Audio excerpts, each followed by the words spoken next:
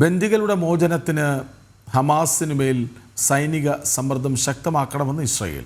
സൈനിക സമ്മർദ്ദം ശക്തമാക്കാനുള്ള പ്രമേയം ഇസ്രായേൽ ക്യാബിനറ്റ് അംഗീകരിച്ചതായും ബെഞ്ചമിൻ നെതന്യാഹു പറഞ്ഞു. അതിനിടെ പുതിയ വെടിനിർത്തൽ രേഖ തയ്യാറാക്കി ഹമാസിൻ്റെ വെടിനിർത്തൽ നിർദ്ദേശം മധ്യസ്ഥ രാജ്യങ്ങളായ ഖത്തറിനും ഈജിപ്തിനും സമർപ്പിച്ചു. ഖത്തർ, അമേരിക്ക, ഈജിപ്റ്റ് ഉൾപ്പെടെയുള്ള രാജ്യങ്ങൾ വെടിനിർത്തൽ ധാരണ യാഥാർത്ഥ്യമാക്കാനുള്ള ശ്രമങ്ങൾ തുടരുകയാണ്. വിവരങ്ങളുമായി വീണ്ടും ഐസൻ ചേരുന്നു. ഐസൻ, പറയൂ. കൃഷ്ണരാജ്, ഇന്ന് രാവിലെയാണ് അല്ലെങ്കിൽ ഇന്ന് പുലർച്ചയോടുകൂടിയാണ് ഇത്തരമൊരു തീരുമാനം ബെഞ്ചമിൻ നെതന്യാഹുവിന്റെ ഭാഗത്തു നിന്നുണ്ടാകുന്നത്. അതായത് ക്യാബിനറ്റിൽ സമർപ്പിക്കപ്പെട്ട ആ ഒരു പ്രമേയം, അതായത് ഹമാസിനെതിരെ കടുത്ത നടപടികൾ, സൈനിക നടപടികൾ തുടരണമെന്ന പ്രമേയം ക്യാബിനറ്റ് അംഗീകരിക്കുകയായിരുന്നു. ക്യാബിനറ്റിന്റെ അംഗീകാരം ലഭിച്ചതോടെ വീണ്ടും സൈനിക നടപടി ശക്തമാകുമെന്ന സൂചന തന്നെയാണ് പുറത്തുവരുന്നത്. നമുക്കറിയാവുന്നതാണ്, ശക്തമായ വ്യോമാക്രമണവും അതുപോലെ തന്നെ നെസ്രീം അതിർത്തിയിലെല്ലാം, നെസ്രീം ഇടനാഴിയിലെല്ലാം തന്നെ കൃത്യമായ സൈനിക വിന്യാസം ഉൾപ്പെടെ നടത്തുന്ന ഒരു നീക്കമായിരുന്നു ഇസ്രായേൽ നടത്തിയത്.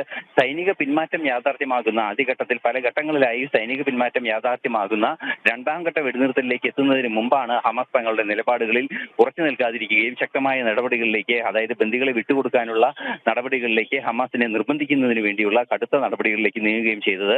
ഇപ്പോൾ വീണ്ടും ഹമാസിന്റെ 52ഓളം ബന്ദികൾ അവിടെ ഉണ്ട് എന്ന് തന്നെയാണ് ഇപ്പോൾ ഔദ്യോഗികമായ കണക്കുകൾ വരുന്നത്. ഇതിൽ പലരുടെയും മരിച്ചിട്ടുണ്ട് എന്ന വിവരങ്ങളെല്ലാം തന്നെ ഇസ്രായേൽ പുറത്തുവിടുകയും ചെയ്യുന്നുണ്ട്. നിലവിലെ സാഹചര്യത്തിൽ ബന്ദികളുടെ മോചനം സാധ്യമാക്കുന്നതിന് കടുത്ത നടപടികൾ സ്വീകരിക്കുമെന്ന നിശ്ചയദാർഢ്യത്തിൽ തന്നെയാണ് ഇസ്രായേൽ.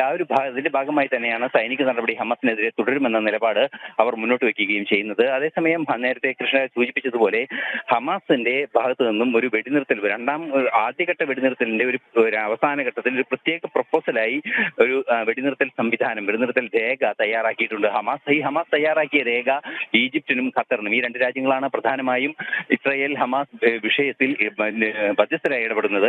ഈ രണ്ട് രാജ്യങ്ങൾക്കും സമർപ്പിച്ചു എന്നാണ് അറിയാൻ സാധിക്കുന്നത്. അമേരിക്കയും ഇക്കാര്യത്തിൽ കാര്യമായ ഇടപെടൽ നടത്തുന്നുണ്ട് എന്ന് അറിയാനും സാധിക്കുന്നുണ്ട്. ഇത്തരത്തിലൊരു വെടിനിർത്തൽ ധാരണ തയ്യാറാക്കി ബന്ദികളുടെ മോചനം യാഥാർത്ഥ്യമാക്കുന്നതിനുള്ള നീക്കങ്ങൾ നടത്താമെന്ന് ഹമാസ് ഇപ്പോൾ അറിയിച്ചിരിക്കുകയാണ്. സ്വാഭാവികമായും പലസ്തീനിയൻ തടവുകാരെ വിട്ടുകൊടുക്കുന്ന വിഷയത്തിലും ചില ധാരണകളുണ്ട്, അല്ലെങ്കിൽ ചില നിർദ്ദേശങ്ങൾ ഹമാസ് മുന്നോട്ട് വയ്ക്കുന്നുണ്ട് എന്നാണ് അറിയാൻ സാധിക്കുന്നത്. നിലവിലെ സാഹചര്യത്തിൽ ഹമാസ് വീണ്ടും വെടിനിർത്തലിലേക്ക് വരുന്നു.